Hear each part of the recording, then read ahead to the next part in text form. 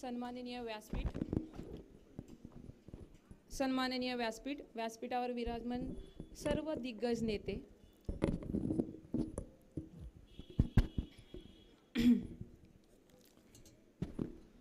आता आवाज येतोय? सन्माननीय व्यासपीठावर विराजमान सर्व दिग्गज नेते आणि कर्जत खालापूरची सर्वसामान्य प्रगल्भ जनता, प्रगल्भ मतदारसंघातील प्रगल्भ मतदार राजाला सर्वांना माझा नमस्कार। स्वराज्य जननी राजमाता जिजाऊ यांना माझा मानाचा मुजरा। स्वराज्याचं स्वप्न ज्यांनी आपल्या अंगाखांद्यावर वाढवलं त्या जिजाऊ आणि स्वराज्याचं स्वप्न ज्यांनी सत्यात उतरले ते शिवाजी महाराज आणि स्वराज्याला राखले ते स्वराज्याचे धाकले धनी संभाजी महाराज यांना माझा मानाचा मुजरा। त्याचप्रमाणे आपल्या कर्जतचे सुपुत्र क्रांतिकारी भाई कोतवाल, भाई कोतवाल आणि हिराजी पाटील यांनाही माझा मानाचा मुजरा।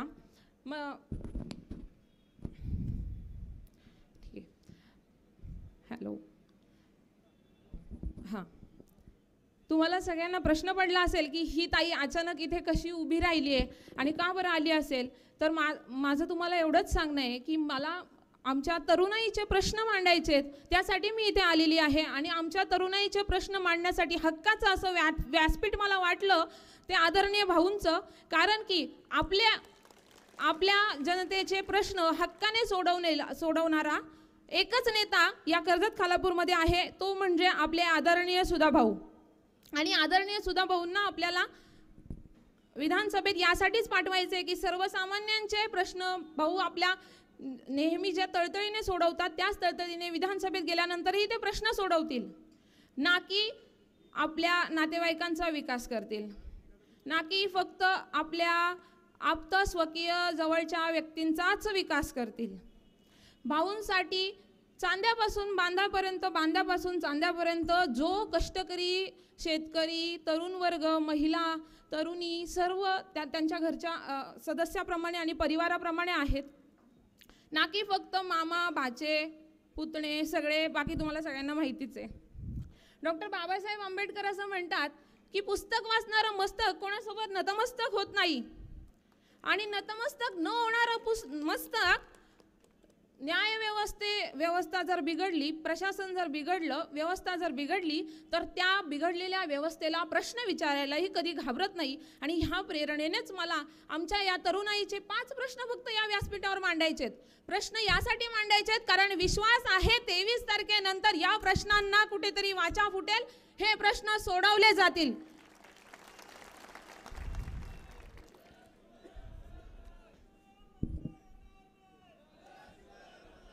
येणारच मित्रांनो, कर्जतच्या या आजच्या सभेला 50% तरुण उपस्थित आहेत आणि मी एक तरुणांमधूनच मी एक आहे, पण आमच्या या 50% तरुणांना किती लोकांना रोजगार आहे हे तुम्हाला पण माहिती आहे, आम्हाला पण माहिती आहे। रोजगारीचा भस्मासूर पेटलाय आणि त्यामुळे कुठेतरी कर्जत खालापूरचा तरुण हा गुन्हेगारीकडे चाललाय आणि त्या गुन्हेगारीला थांबवण्यासाठी कोणी प्रयत्न करत नाही, उलट त्या गुन्हेगारीला खतपाणी घालण्याचा प्रयत्न केला जातोय। तरुणांना सांगितलं जातं की मी तुझ्या पाठीशी आहे, करा राडे, आणि मग त्याच्यानंतर मात्र हात काढून घेतले जातात आणि मग तेव्हा मात्र सुधाभाऊ सगळ्यांना आठवतात।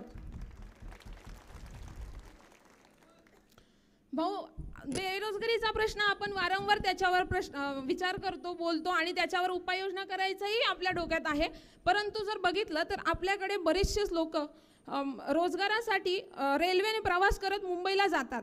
मला असं वाटतं की त्यांचा 2 तासाचा जाण्याचा प्रवास आणि 2 तासाचा येण्याचा प्रवास असे दिवसातले 4 तास तरी प्रवास करण्यात जातात।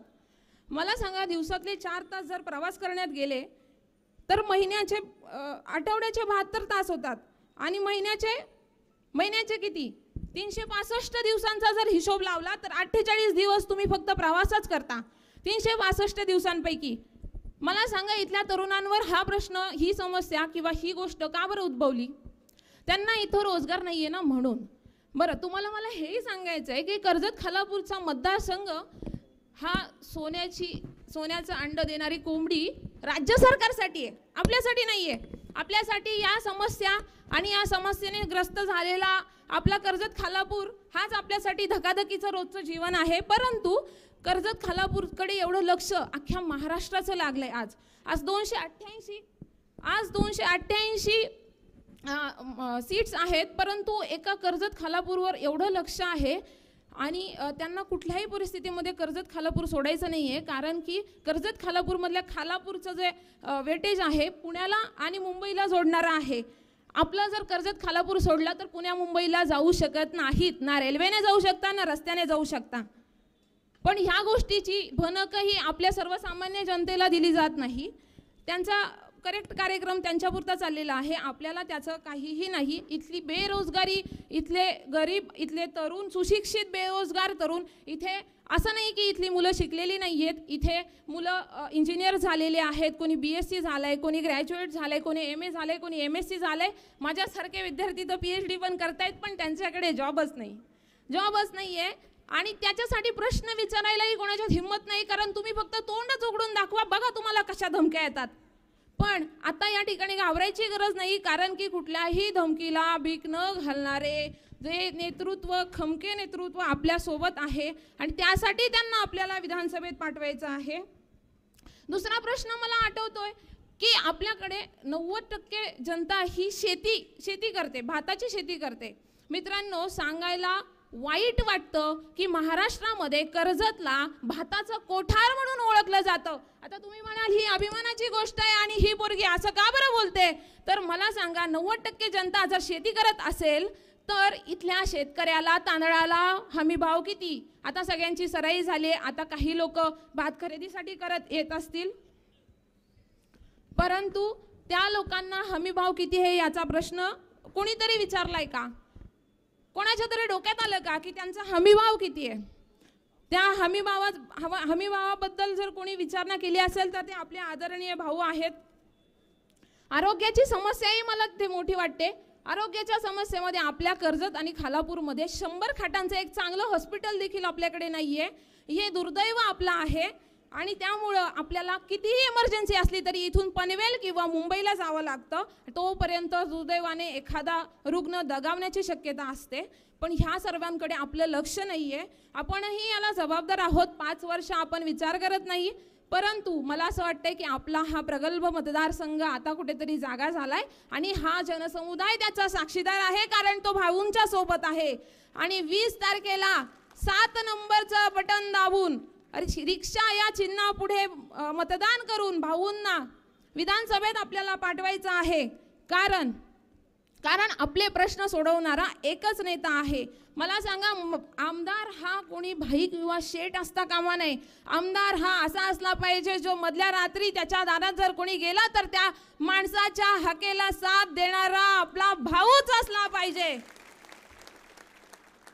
मला कर्जत खालापूरची इतकी दयनीय अवस्था बघताना असं वाटतंय की आपल्या मतदारसंघात जर शिवाजी महाराजांनी डोकावला असतं तर सह्याद्रीच्या कुशीमध्ये वसलेलं असं टुमदार आपलं कर्जत खालापूर मतदारसंघ, जिथे सह्याद्रीच्या कड्याकोपऱ्यांमध्ये अनेक गडकिल्ले लेण्या आहेत, पण त्यांच्या विकासाकडे लक्ष नाहीये. विकास करतोय आम्ही सुशोभीकरणाचा आणि त्या सुशोभीकरणाच्या 2900 कोटीचा दावा करतात. वेळेच्या मर्यादेमुळे मी आटोपता घेते, परंतु जाता जाता मला एवढंच सांगायचं आहे की शिंदे गटाचे एक आमदार गुलाबराव पाटील एकदा म्हटले होते की तुमचा कर्जत खालापूरचा आमदार हा एक बनिया आहे. बनिया म्हणजे त्याने अगदी व्यापारी डोक्याने माझ्याकडनं 2900 रुपये घेऊन गेले आणि तुमच्या कर्जतचा विकास केला. मला गुलाबराव पाटलांना म्हणायचे, या जरा कर्जतमध्ये आणि आमच्या समस्या बघा. आणि जर तुम्ही म्हणत असाल ना की तो बनिया हा शब्द जर तुम्ही वापरत असाल तर खरंच त्या साजेशा बनिया ते आहेत, पण ते 2900 रुपये कुठे गेले हा प्रश्न जनतेच्या मनात आहे आणि हा प्रश्नाचं उत्तर जनता 20 तारखेला देणार आहे. 20 तारखेला आपल्या भाऊंना आपल्याला प्रचंड बहुमताने विजयी करून गुलालाचं मानकरी आपल्याला व्हायचंय आणि भाऊंना विधानसभेमध्ये पाठवायचंय. म्हणून मी पुन्हा एकदा सांगेल, मतदार दादा जागा हो, मतदार दादा जागा हो, परिवर्तनाचा धागा हो. आणि येत्या 20 तारखेला सकाळी 7 वाजता मतदान जेव्हा सुरू होईल तेव्हा 7 नंबरच्या बटनावर रिक्षा समोरील बटनावर आपलं मत नोंदवून भाऊंना प्रचंड बहुमताने विजयी करा. वेळेअभावी मी रजा घेते. धन्यवाद. मला